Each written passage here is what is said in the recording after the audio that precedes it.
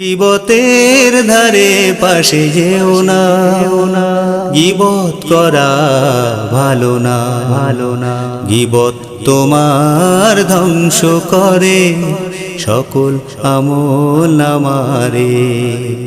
গীবত তোমার ধ্বংস করে সকল আমল নামা। গীবতের ধারে পাশে যেও না। নবী বলে তুমি তোমার ভাই গোস্ত খেও না, গীবত করলে সেই সময় তোমার আমার গুনাহ।